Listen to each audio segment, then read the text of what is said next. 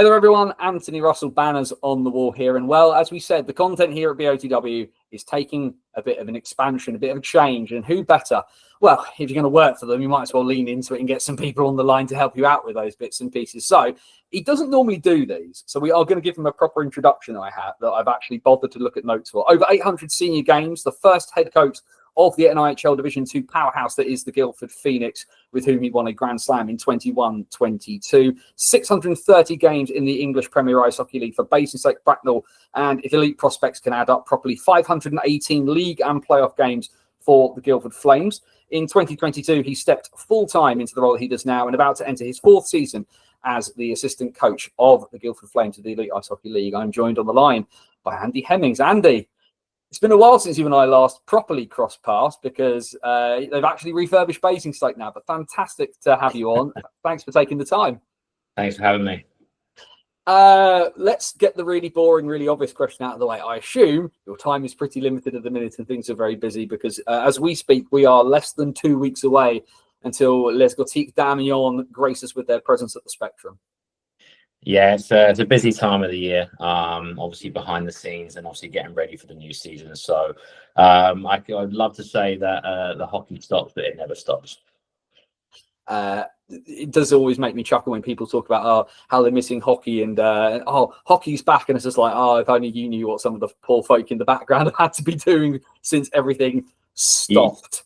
It never stops. It's as I've obviously will probably talk about here, but it's just relentless. It's a 365-day process for sure. Yeah, you must love it though. And you must love being part of Guildford. Obviously, it's been a huge part of your life, and it feels like a really moot thing to say. But I sometimes think people feel like that hockey players and hockey people are kind of just on a bit of a treadmill, and they never find it hard to get off. But actually, I think what some people kind of miss is a lot of you guys, you love it that much, you don't want to get off.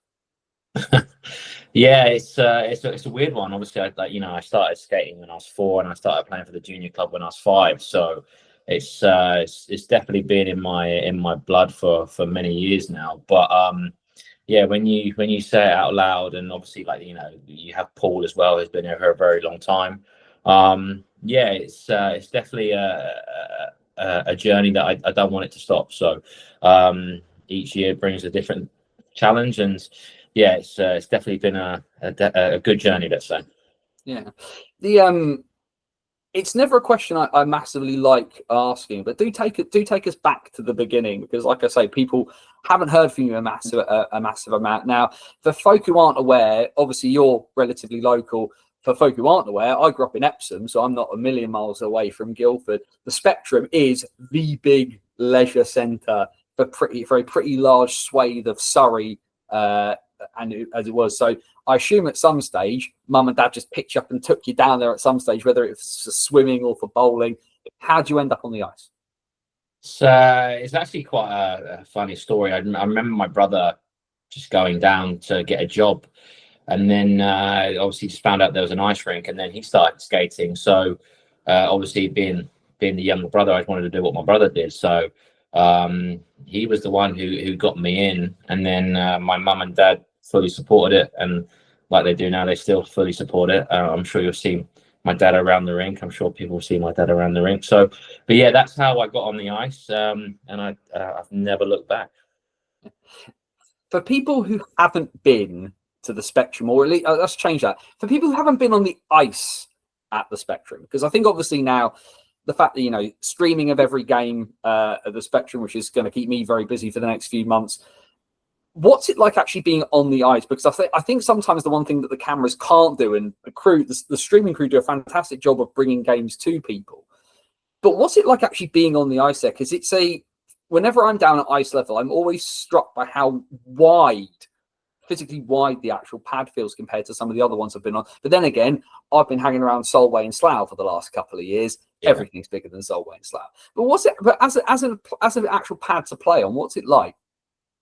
Do you know what? Obviously, for the amount it gets used, you have to give Spectrum and the staff full credit. It's a busy ice rink. It's well looked after. I can't fault it. Yeah, everything has some faults, but the Spectrum itself, it's a great, once you get on the ice, obviously recently they've had the new lights put in, it's made it so much brighter. Like you said, the streams in, there's some few things that obviously we would like to improve, but the biggest thing is we're not an arena, and I think we do pretty well not being an arena. So it's a good ice pad. It's big, it's bright. It's got 2 goals. It's a great place to play hockey. It says all of the jokes we can make about Basingstoke here and won't. We'll just move on for the minute, because I think the thing I remember as being being quite a young man and walking into that place for the first time, it feels so massive, and you then walk into a place like Sheffield, Nottingham, and it's a very, very different world. But I think the thing with the Spectrum now is, and I think it wouldn't be unfair of us to say, it's pretty well loved at this point. And it's been used for a really, really long time. As you say, it's really, really busy. The Flames, the Phoenix, the Lightning, the junior club. For a place that probably has seen a lot, it's probably doing, I think, better than some people appreciate at times. It seems to get a little bit of flack for being a bit well loved, but I actually, but maybe this is again some of the places I've had to go to over the last couple of years. I think it does a lot better than it gets credit for. Yeah, 100%. I think from the outside, it's not a 7,000 seat stadium. It's and this is the thing. Like we do well with crowds. I think the thing with the Spectrum is, like you said, I don't think it gets enough credit for the amount it's used. That ice sheet is used from 5:30 in the morning till 1 o'clock in the morning, like most days. So it is a public facility. It is used a lot. And the fact that, it has many users and never really has many issues yet. All right, there's some ice issues, there's some plexiglass issues, but it's used every single minute of every single day pretty much. So the fact that, there's only limited stuff, it's a very good rink, and full credit to Spectrum and the staff for making it that way. Well, we could get 7,000 people in, but they would be sitting on the wave machine to do it. Let's look back at last year, because I think there's something to be said about the fact that, firstly, a ton of man hours lost to injury, particularly on the back end. God bless Brett Ferguson. He's not a defenseman. But I think, where do you feel that did the team finish where it should have finished? Was things a little bit below expectations? Could you write things off to injury? Because I had the benefit of pretty much every time I turned up to commentate, you won. But good. Even then, you could see, please don't get any ideas, folks. But I think there's something to be said, at times about not just about the injury, but at times it felt like maybe they kind of got stuck in a bit of sort of third or fourth gear. It always felt like there was a little bit more that might have been able to be pulled out in certain situations, and then they would have an absolute blinder of a game, like the playoff game against Nottingham, which was possibly one of the better games of hockey I watched in the last 2-3 years. When you and Paul sat down at the end of last season, what was the debrief? How did we feel last year went? To be honest, when we sat down in the year, we just took a breath, because it was an absolute roller coaster of a season. Obviously, going back to the facts that you read at the start of this, when I started the job in 22-23 season, like we finished second. And that was my first year, and I was like, wow, okay, like, this is close. Lost it by 2 points. And then ever since then, we've kind of like, okay, we feel like these changes or these additions will get us to bridge the gap. And the thing is, the debrief from last year was like the injuries, we just never got going. Like, and whenever we did, there was an injury or there was a setback, or we had so many bumps in the road last year. We just never felt, that year in 22-23, the way I thought it went was it was a very smooth season for us. No massive injuries, a few changes, but there was not many bumps in the road where we felt, okay, that's really going to hinder our season. Last year was just, I think a lot has been said about the injuries from last year. you know, we made additions, we added people along the way, but the process that I've picked up on and I'm learning is like, you can't just pick somebody up. There's not like 10 or 12 defensemen waiting to sign. That, you know, there's some people who are still playing, or some people, you know, there's a visa application process. There's, you know, you can't just get somebody the next day. So then obviously that delays getting somebody in. And yeah, we hit a lot of bumps in the road last year. You know, there's no denying that. And looking back and after the season with myself and Paul, we just digested what was good, what was not good, and how we feel this year should look like, and which way we want to go. So take us inside your process a little bit then, because I think it's really easy for people to look at a head coach, particularly in British hockey. And you and I have been around long enough where being a head coach or a director of hockey operations can kind of encompass everything from literally just being focused on hockey to also like running the rink and like paying the bar staff and things like that. But very few people have some of these conversations with assistant coaches. What is your brief in the main in terms of how this team functions? So obviously prior to this job, I was a player head coach, you know, in the National 2 division. When I was asked if I'd be interested in becoming the Flames assistant, like, to be honest, like, it's an open-ended bit of paper. You get asked to do so many things, you know, right from the top to the bottom. My main process is pretty much assisting Paul in any way of making sure the team's ready to play, and also, you know, the week, you know, what the week looks like. You know, if any players have any issues or questions, to put me on the spot with that question, it's a lot. It's you know, you're not only assisting the team, you're assisting the staff, you're assisting your head coach and general manager, you're assisting your owners. You mean someone in British hockey is being asked to do 13 things at the same time? Please, yeah, forgive pretty my much lack of shock of that revelation. Yeah, no, it's I'll be honest, like, you know, the simplest thing is as soon as that puck drops, because you've done everything you can to help the team play the game and try and win. Yeah, there's some things in game that you can change and assist and, you know, influence, but I would say that's the most satisfying part about the job, is when that puck drops, you know, you just coach, and that's it. You try and win a hockey game. There's nothing else to worry about. So when that bit happens, have you got a specific role on the bench? Do you kind of do a little bit of everything? Because some clubs, of course, will have a couple of different coaches. They might have one guy, you know, specifically just kind of running the power play. I mean, we look at Belfast. You've got a five-side football team on the bench, of course. You've got you, and then you've got Dario Gorians and Matty Simpson standing sort of behind you, because everything's a little bit cramped, obviously, at the spectrum. But when puck drops, what are you there specifically to do, or is it just a case of Paul asks you to do something, you do it like you're doing before you get there? Yeah, no. So I run the D. It's funny how that works out. I was a forward all my life, and but you know what? It's funny when people ask me that. It's actually quite a nice spin for me, because obviously in this job, like, I'm learning every single day. You know, the jump from the National League 2 to the Elite League is obviously the biggest in British ice hockey. It's from here to here, and every year it throws different challenges and you know, things that you have to solve. But running the D allows me to see that side of the game, which I may never have seen when I was a player head coach or as a junior playing up, you know, or, you know, playing in the EPL. So I'm actually learning this area more in depth. So whatever the future holds, and, you know, whatever that may look like, running the D, I think, is actually a really good thing for me right now, because not only does Paul just leave me to it, you know, I have to make decisions about who goes out in certain situations.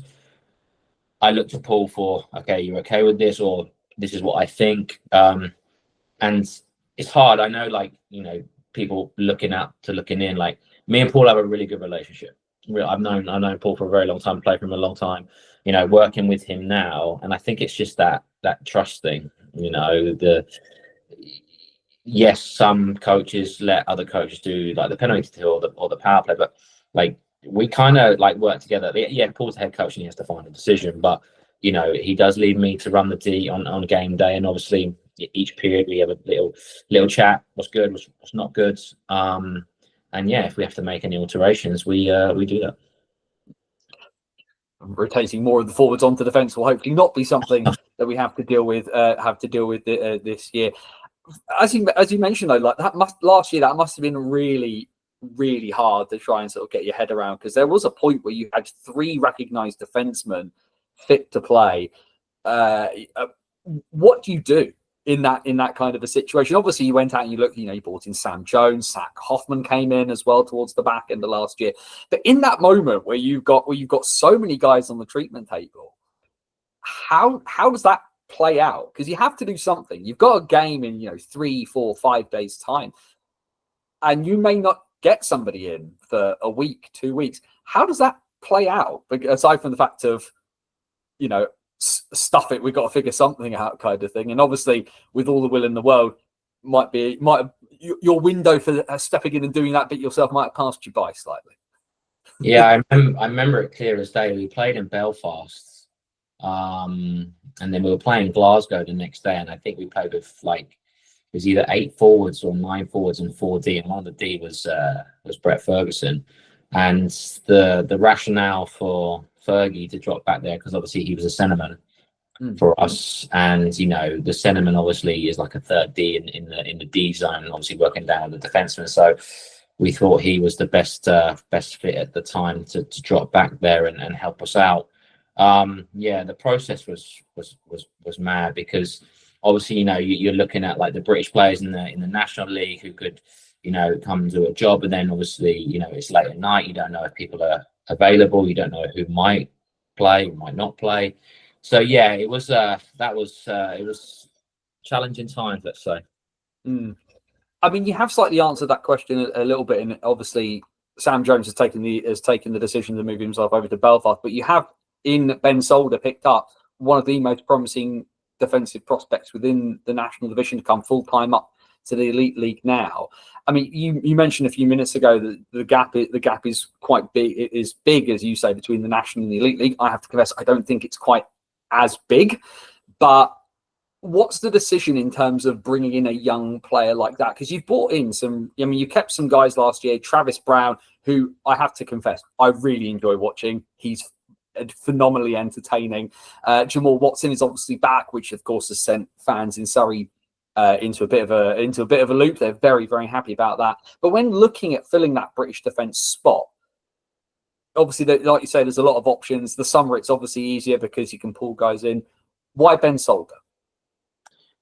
The hockey community is a small world. There's only 10 teams in the elite league. There's either 12 or 13 now in the National League. So obviously, with there only ever being 5 Brits in the elite league, and obviously the rest imported players, so the decision this off season was obviously, do we go with the British players up front and the goalie, or do we try and add a British defenseman to allow us to have an extra imported player up front? And obviously, as the summer goes on, you communicate with players, you try and see who's available, and then Solder, we've watched him a few times. We've kept tabs on him, and we just felt like at this moment in time, it was the right time for him to come onto our team. We've seen him before. He's been in the league before, and by means of the gap between, I meant from where I started on the National League to the elite. There we go. That's definitely a very big gap, and that would be absolutely terrifying. Although that being said, I have had this conversation with Josh Sherrington more than once that I'd love him to get one game for the Flames just to watch it happen. Well, there was a point I thought I was putting my kit on last year, and I was kind of like, I don't know if I could do that. This game's too fast now. Just stand you on the blue line, swing your stick, and I think even playing D would have been a push. Solder's. We just felt he was a good fit for us at this moment in time. And he's done well in the National League. He's played in the Elite League before. The question that we always ask ourselves is like, when is it the right time to pick this player up, or does he need another year in the National League? And I think the hardest concept is like, you have to play. Like British players have to play. You know, it's easy for me to say, yeah, you know, well, British players have to play, but unless you're playing, you don't develop. It's as simple as that. You have to be put in key situations. You have to feel, you know, the minutes of, you know, playing the game, and then as you get older. I mean, I'll be honest. You know, I don't think I got to my peak until I was about 29, 30 years old. But that was in a different concept. I was a coach playing in a lower division, but I learned more about playing that game and trying to coach at the same time. So everyone's different. Everyone has different, you know, different goals, and you know, and I'm really pleased for Ben, and I hope he has a good season. Definitely very, very pleased that he's up there. Having commentated on the National Division playoff final a couple of months ago, he was stellar for Milton Keynes across that weekend. So very happy to see him get his opportunity. One of the things that does occur to me, of course, is that you do look at some of these. You look at the slightly changing MO of a lot of teams now. Sheffield, of course, have bought the Sheffield Steel Dogs. Cardiff have kind of entered into this agreement with Bristol, where you now can effectively run from Pitbulls 2 to Cardiff Fires to the Pitbulls to the Devils in the Elite League, should that arise. Coventry are doing a few bits and pieces with Peterborough. Nottingham are doing a few bits and pieces with Peterborough. Guildford has the South, has the Southeast. Is there any thinking? Obviously, you're not expecting too many of exclusives or anything like that, but Guildford has a pretty big lock on a large swathe of the country that covers quite a few clubs. Is there any thought as to how Guildford can best utilise some of that young talent that's coming basically from a stretch that pretty much goes from like the Kent coast all the way to kind of the middle of Salisbury Plain? Yeah, it's a good question. You know, me and Paul speak about, you know, British players all the time, because obviously we're British coaches. You know, and it's not as, okay, let's go and affiliate with the team. It's you know, we practice at 2:00 in the afternoon. You know, most guys are working or they're in education, so it's not a case of like, you know, we don't want to do that. Sometimes it's just the logistics of it. It's, you know, oh yeah, guys probably would skip work and skip school to come and skate for sure. I understand. we're not trying to promote that here in Guildford. It's, you know, we had Zach Milton on a two-way. We felt he did a great job, and then obviously took the move up north to Manchester, and now he's back in Basingstoke. I think, you know, the two, I mean, my opinion on two-ways is like, yeah, there should be more of them for sure. It's just making sure it's the right fit at the right time for both the player and the team. You know, sometimes you can have too many players on the ice, or you haven't got enough, and then, you know, it's all about timing. That's what I'm a big believer in timing. Everything, you know, has to be the right time. There's something as well, I think, to be said for who owns the contract. And I think a lot of people obviously have that kind of that NIHL model in their minds of the top team kind of owns the contract and then can kind of move players around, which has its faults as well. I do worry sometimes that it's not maybe the most holistic way to kind of deal with a person, to pick them up and move them around like a chess piece. But I think of Bailey Harewood's situation in Cardiff, and obviously that's been announced by Paul Thompson that he's going to have a shot at making the Devils as a first port of call, and he's not immediately going to be sent to Bristol. He's got that opportunity. I mean, like you say, there's a lot about timing, and I think I think that's something that's not been said a lot by a lot of people. But do you think it would help maybe if that two-way contract process maybe was flipped a little bit on its head, and maybe actually we, rather than being bottom up and letting guys kind of play up, actually the top teams are kind of looking more down and putting guys into situations and helping them with situations to then eventually pull them up and working with them to get them to that point where they're ready? Yeah, you know, I think you know, like you said, the NIHL system with, you know, the AHL and being able to call guys up and down, but, you know, the contractual side of things is obviously as a play, you know, and, you know, you mentioned Bailey Harewood. You know, I coached Bailey at conference when I was a conference coach, and, you know, he's doing it the right way, you know, and he's trying to push his way up into the elite league. So, and I hope he does. He's a talented kid, and I hope he does get that opportunity and to make that jump. But in terms of, you know, the top down, yeah, like in an ideal world, you know, you could sign 5 or 6 under 25s, and then you spread them out to other teams. But the problem is other teams have their own plans, they have their own roster spots. So, you know, you might not be able to get those 5 or 6 players onto 2 or 3 teams. You know, they might say their roster's full. Obviously, you've got the extra import now in the National League, so that's obviously another slot taken, both forward and D or goalie. So, like I said, it's more of a timing and a communication thing, just obviously with the individual player and the club itself. So in the short version of it, ladies and gentlemen, things are awkward in British hockey again. Forgive us for not falling off of our respective chairs in shock. I kind of want to take you back, just because I was looking at this earlier, and I was looking at the GB under 18 roster from 2006, in which a certain Andy Hemmings scored 6 points in 4 games. And it's crazy to think of where some of those guys have ended up. Robert Dow, James Ferrara, Craig Peacock, Michael Farn, James Archer, Dean Tonks, of course, who ended up in New Zealand. It does make me wonder where some of those people, when you look back at those times and you look at yourself now, how funny a line is it to draw from that 17, 18-year-old to the point you are now? And then also sort of seeing a lot of those guys, some have retired, some are still going, Rob. And you think, when you look at this journey that you've taken yourself on to where you are now, it's I'm very big on like people's personal stories and how they kind of get to stuff, but yours has been interestingly much more consistent in a lot of ways than other people's, because Guildford has kind of been, I don't want to say the anchor, because the anchor makes it sound like it's weighing you down, but it's kind of just been this sort of, it's been home. And some of those other guys have kind of sort of gone off and done a bunch of different things in a bunch of different places. You've always stayed relatively close to where you are. Was there any particular reason for that, or you're just so comfortable? Because people stay in Guildford for a long time. Paul,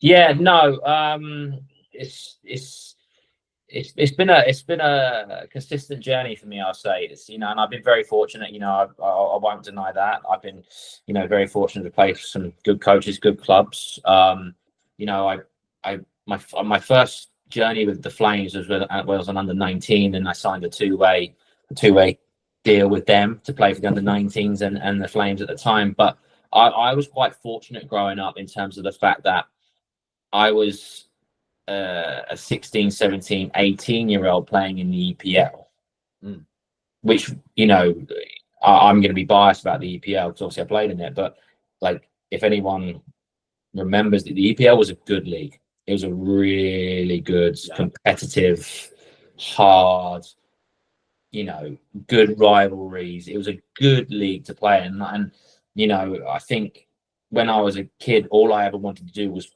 play in the Flames. That's all I ever wanted to do, or play at that level. You know, and when I turned 18, obviously, you know, things went in a different direction for me. I went to Bracknell, and that's the thing. You know, the hockey world is a small community. When I was told, you know, like, hey, like, you need to go get more ice time, or you know, this might be a good move for you. You know, just by friends and family. You know, I remember it clear as day. Sean Thompson reached out to me and said, would I be interested in Bracknell? And yeah, that move came around. So I, you know, did 2 years in Bracknell, played for some good coaches there, and then obviously I think Basingstoke joined the league the year I came, and then did a year and a half there before moving back to Guildford in 2011 or 2010, 2011. 2011. It was 2011. So you were right first time on that front. I definitely don't have the stats open as we're talking. So when you were, I do want to ask this question because you are the first person I've had the opportunity to ask about it, because you were there at the end of the EPL when we've gone through the red hockey thing, let's call it that. Milton Keynes announced they're stepping away and stepping to the Elite League. and so did Guildford, which was if anything more of quite a big shockwave at the time. Milton Keynes had been this organisation that had been so embedded in the English Premier League, and Guildford had been obviously an organisation that played in a couple of different leagues. But I think a lot of people see Guildford as kind of a small C conservative organisation that doesn't try to break the mold too often. So the fact that they were stepping up into the elite league was a big shock. What do you remember of that time? Because of course we then got to the end of that season, and people had to rectify themselves with, this is the thing that's really happening. This isn't a joke anymore, and the clubs are going. What do you remember about that period of time? Yeah, I think, what was it, the 16-17 season? I think it ended. Yeah, the 17 season. Yeah, I remember we were told there was a potential move to the Elite League. And obviously that was all like as a player, you don't get told too much of the business side of things, but we were mentioned, and I do remember, like, you're still trying to play and win trophies in that league. Then obviously everything's up in the air. Yeah, so obviously the brain got ticking, and I actually remember it clear as day, because I was thinking to myself, okay, like, what's next for me? Because obviously, do I make the jump to the Elite League? Because obviously I think I was only like 26, 27 at the time. I think it might have been 27. And then funny enough, I got a phone call from Milos saying there's a strong possibility that we're making an NIHL 2 team here. Would you be interested in being the player head coach? And I was kind of like, whoa, okay. That's a completely different avenue for me to consider and look at. So again, about that timing phrase we spoke about. Obviously, after discussions with Paul and the club, I kind of made my peace with it quite quickly, because obviously I had something sorted in Guildford. If the Phoenix didn't come around, I don't know what I would have done, and maybe my rise would have led to where I am now. So I am grateful for the junior club putting the Phoenix together and giving me the opportunity to lead that team straight from the start. And you are still, off the top of my head, if I try to remember the stats correctly, you are still the club's record scorer of assists at the point at this point. So a true sentiment in that sense. So sod scoring when you can make somebody else do the hard work. Tell people who aren't familiar with the Guildford Phoenix what is so special about this club, because I've had the opportunity to work with them on a few bits and pieces, and the utterly surreal moment of walking into the spectrum of Milos Milicevic knowing who I am, which was really weird, having watched him for so many years. But people think Guildford, they think the Flames. That's no big surprise. But that junior club and the Phoenix and what they're trying to do, yes, at a lower level, but there's some really good work going in there. And you got to be on the ground as it all started. Yeah, no, I think, well, firstly, again, you have to give please and thank yous to people when they need it. The junior club putting the Phoenix in at the time of that was a kind of a blessing for me, really, because obviously it's led me to where I am today. But I think the Phoenix, you got to give credit to a lot of people. There's too many to name. They know who they are. But the one thing I will say about like Guildford and yes, the Flames, but we're consistent. There's not many waves of ups and downs. It is consistent, and I feel when the Phoenix started, there was a lot of uncertainties of like, okay, like, is it all ex-juniors, or do you bring players back, or or you're gonna use the under 18s? So when Milos and small world, the funny thing, I said, can I bring in an assistant coach? And then obviously I brought in Stuart Potts. So again, who now is the head coach. So that was my first decision, was, okay, can I bring in Stuart as my assistant? So and he's done a fantastic job ever since taking over. So you've got Milos at the top, and Milos obviously has been in the Flames for a long time, and obviously behind the scenes he was doing the juniors, and now he's obviously the head coach of the junior club. The thing with junior hockey is it's the grassroots, it's the foundation. If you ever go down to the junior practice on a Tuesday night, you see how many kids Milos has got on the ice. So he's done a fantastic job there. Yeah, no, the I've got a lot of time for those people, from players to staff. It's great memories. I really enjoyed my hockey playing for the Phoenix, and I felt having Stuart Milos, and Nigel Harris was one of our assistant coaches at the time. He doesn't coach anymore, but just surrounded myself with good people, really good people, good players, and I'm a big believer in, like, the team comes first. No matter what, the team always comes first. Whether it's on the ice, off the ice, team comes first.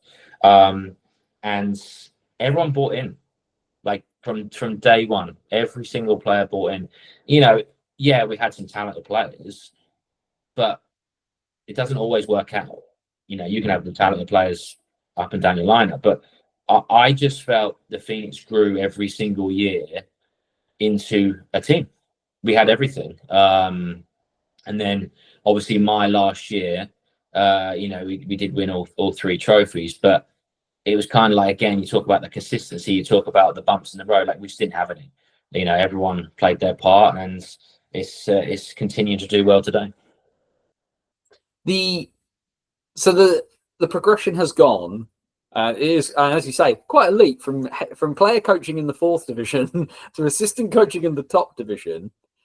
I will ask the question out loud: where next? What next, if anything? What's the ultimate goal, right? Because for some people, and it's not to say, oh, you can only ever be an assistant coach, Andy, but actually some people are better as assistant coaches than they are as head coaches. They have much more success kind of as a role person, maybe sometimes, than particularly kind of steering the ship. And you see guys who've been assistant coaches for decades in leagues, or you think of a guy maybe Mike Morin's a relatively good example. Of course, he stepped in Manchester last year to help steady the ship, but he's immediately gone back to assistant coaching in that kind of sense. Is there a big grand Hemmings vision for what your future looks like in terms of coaching? Do is it GB national coach? Do you want to go join Steve Nightingale in the NHL? What's the plan? I knew you were going to ask me this. I'd be a pretty terrible interviewer if I didn't. Yeah, obviously there's always end goals. I'll be lying if I sat here and said, I wouldn't know what my future looked like. Obviously I want to progress as far as I can in the coaching industry. And I'll be honest, ever since having children, that's kind of brought me back just to present day. And my present day right now is making sure that the Flames are ready to go come the first puck drop, and again, surround myself with good people. We've got Matty Simpson and Dario with us. So I think, to answer your question, yeah, the end game for me is however far I feel like I can go. I do feel, at some point it could look different for me. But I'll be lying if I said, I wouldn't want to just stay as assistant. You want to keep progressing, and I feel that's the good thing for me is, and I'm still learning.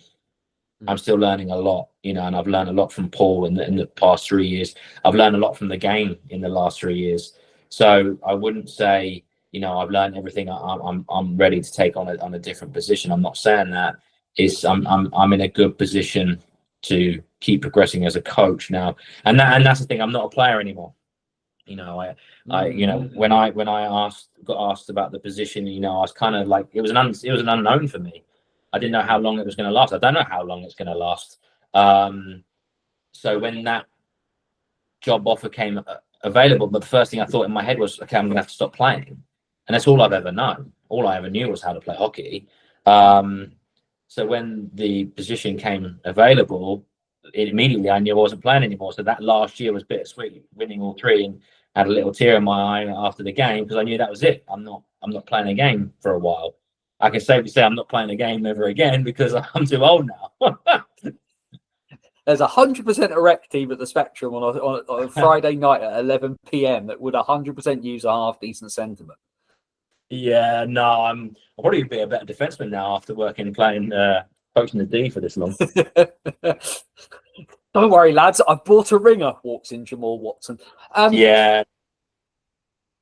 Probably wouldn't get away with that. Although Yevgeny Kuznetsov seems to be having a whale of a time at the moment playing beer in Washington, which is something to occupy his time between contracts. That's a really interesting point that I hadn't necessarily considered for you, was the fact that that this big job that obviously opens up a bunch of other doors meant you did actually have to close the door on something that you've done since you were a very young child. Have you been? I mean, it's quite fortunate in that sense, because it's one of those things that gets talked about a lot. Athletes at whatever level, when they have to close that door on playing, there's a massive shift of mentality. And like you said, you've been quite fortunate. You got to step into a different job within the world, in a sense, from a sporting sense, the only world you've ever known, right? What do you? Because there has got to be a point at some stage where, from a coaching perspective, there are going to be guys who play on this Flames team, and it will be the end. It will be the final chapter. Guildford will be their last stop on their hockey journey as a player. How would you try to set those people up for that next stage? Because it's been you've been the player that became the coach, right? If somebody said to you, is like, Andy, I'm calling time, I want to get into coaching, what do I need to do? I mean, the thing that, again, it kind of full circle, I was coaching the juniors with Mark Saunders and Milos. They asked would I be interested, and it was always something, so going back to the start of this, you asked what I did when I was obviously sticking close to Guildford, Bracknell and Basing and stuff. I actually did a degree at Farnborough Tech in sports science. So that's why I stuck around this area, because obviously I could still go home and, be at home and, get my education at the same time. So once that was done, I had that. And I always had in the back of my mind, if hockey didn't plan out, that I would try to become a teacher. That was the plan B. And I never got around to it because hockey took off. So, oh no! What a horrible thing. Yeah, no, exactly. I kind of felt like teaching was something I'd be interested in. I thought I'd be pretty good at. Again, lots to learn. So when I did the degree, I looked into obviously the teaching, the PGCE. I don't know if it's called that anymore. And it never fitted in with what I was doing. And I never really got around to it. So when the hockey took off, that took a slice. And then obviously I got asked would I be interested in going on the ice and coaching the juniors. And from that moment on, I was like, okay, I want to do this. I want to be a coach. I want to be a hockey coach. Very rare in this country. And, you rely on a lot of good people, a lot of volunteers. And that's how it started off. And then, I'm grateful for the people who gave me the opportunity to do that. Coaching the kids on the ice was a great memory of mine. I've got a lot of friends, and a lot of the juniors I coach are now playing either in the National League or in the Elite League. So it's kind of scary now as I'm getting older. Yep, we're old. Sorry. Yeah, I'm trying to explain to my son, like, do you want to go skating? And he's like, no, not today, Daddy. So I'm like, okay, yeah, no worries. But yeah, no, people. It's funny. I never got to process retirement. Like, some people know when they're done. Some people know this is my last year and that's it. It's bittersweet. Some players win a trophy at the end of the year. It's a great high to go out on. Some people want to keep playing because, again, that's all they've ever known. It's a hard question for me to answer because I never really got to process retirement because I stepped straight into a hockey role. And this hockey role is busier than playing ever was. Completely different pace. So my advice to anyone thinking, okay, what am I going to do next? Like, I'd seriously inquire about your level 1 coaching course in the new setup that I think is it the EIH now? It's not the EIHA anymore, is it? Is it EIH? England Ice Hockey, and it is, yes. Yeah. Although, of course, we've been told that the path is open again to one governing body. So, Lord knows what it'll be called before too long. Yeah, no, I'd highly recommend anybody to get on the ice and start coaching the grassroots and then see where it leads you, because it's done well for me. Well, then let's look, as we talked about looking forward, let's look ahead to 25-26. As we said, we are less than a fortnight away from pre-season beginning, about a month or so away from the first competitive fixture, what I think is the 33rd season of ice hockey in Guildford. What's the feeling? What's the feeling right now? The guys aren't in yet, is my understanding. A few people are starting to come in sort of dribs and drabs, but we're not quite all the way there yet. How are we looking? Because it's an okay looking roster. There's some people who feel very good about it. There's some people who feel less good about it. How are you guys feeling about it? Because you're the ones who have to make the pieces fit the puzzle. Yeah, again, this is recruitment summer number 4 for me. Yeah, you don't know until you get going. You feel the pieces that we put together are the right pieces. We've got a good feeling about the new players, the returning players. It's how quickly you can hit the ground running. If there's if there's no injuries in week 1, if there's no setbacks in week 1, I feel this season, we hope that it stays healthy and we can see what this team can do. Because on paper, we feel like we've put a good roster together. Mm-hmm. What does success look like this year then? Because obviously the really obvious answer there is, Anthony, we're going to win a Grand Slam. And I feel like we might be, but I feel like a lot of people will laugh at us and say that we're punching far too high above our heads there. But when it comes down to brass tacks, if we have this conversation again in the middle of April 2026, what does success look like for the Guildford Flames this season? I think it's easy for me to sit here and say, yeah, we want to win all 3 trophies, but 10 other teams do. So it's the biggest thing for us is to get back onto that path of, okay, like we're getting close, we're close again. I think coming second was the best thing and the worst thing that could have happened, because you came second, so you're so close, but you didn't win it.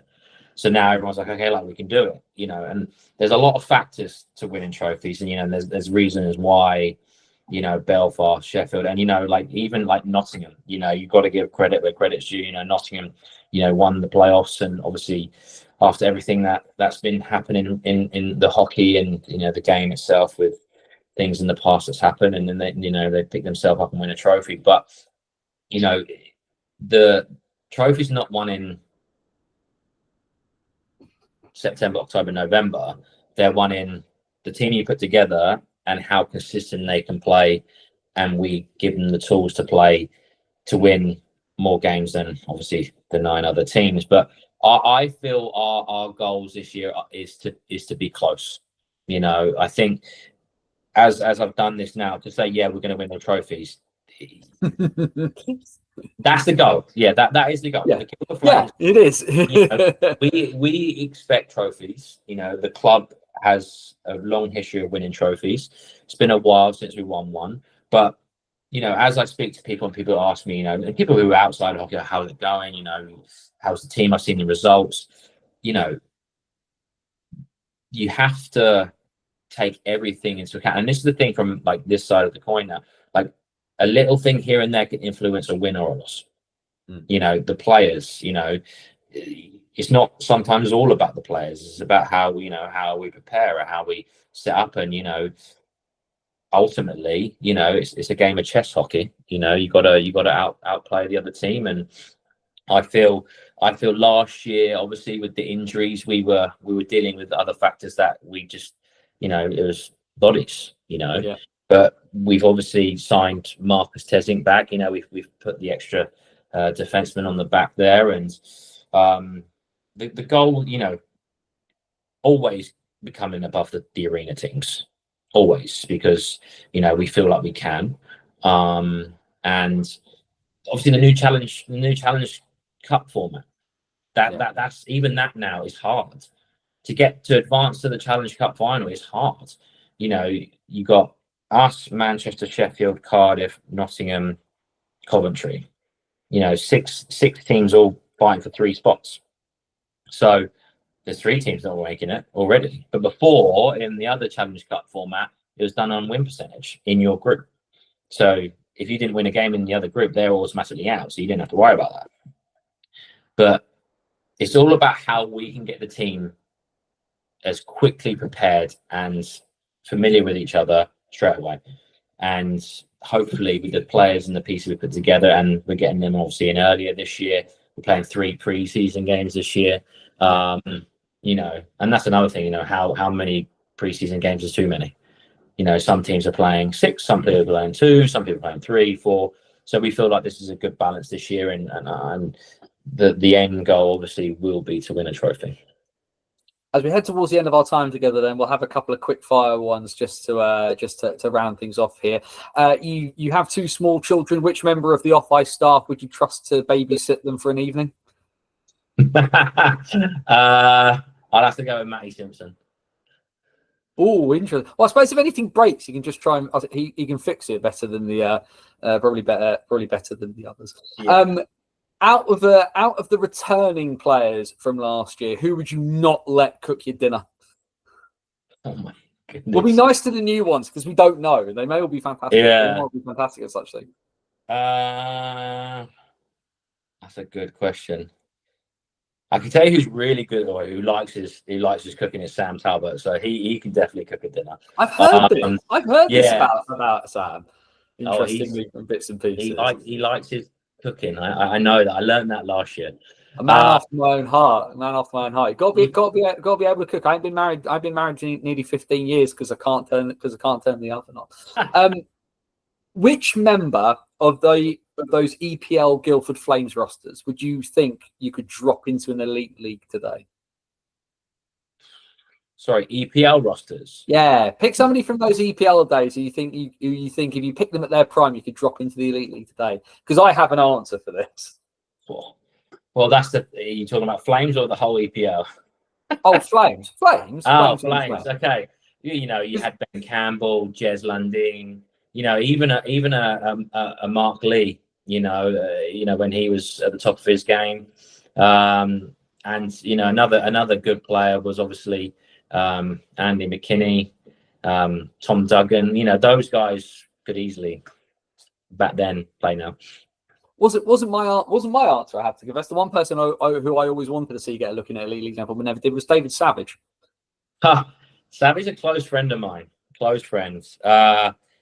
You say about that GB roster, he was meant to be on that roster. He actually did his knee that day. That day before going out. Savvy was a heck of a talent. He was one of the best British prospects to come through the junior system for sure. Again, just he got injured. He had knee issues, and then a funny story about Savvy. Actually, you say about what people do after the game and what their futures look like. He actually studied to become an accountant whilst playing. Yes, he did. Yes.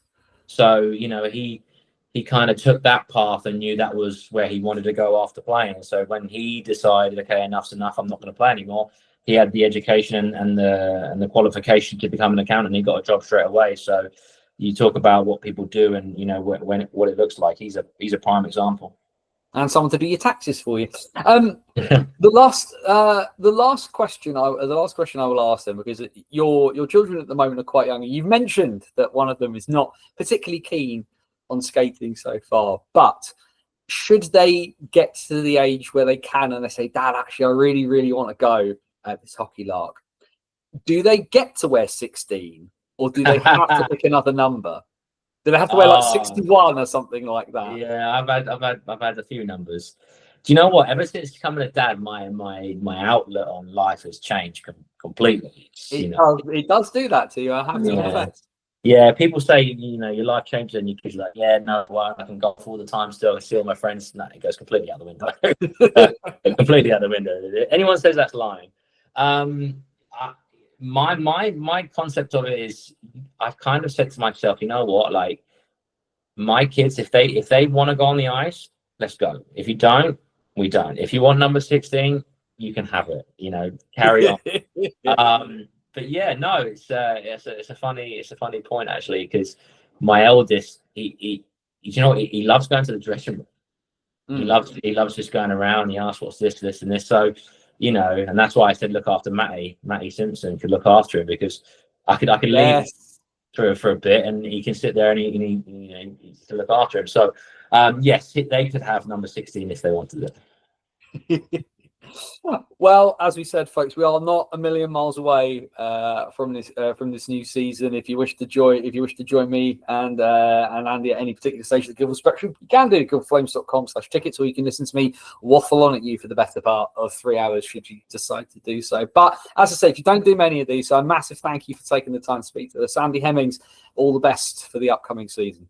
Thank you very much.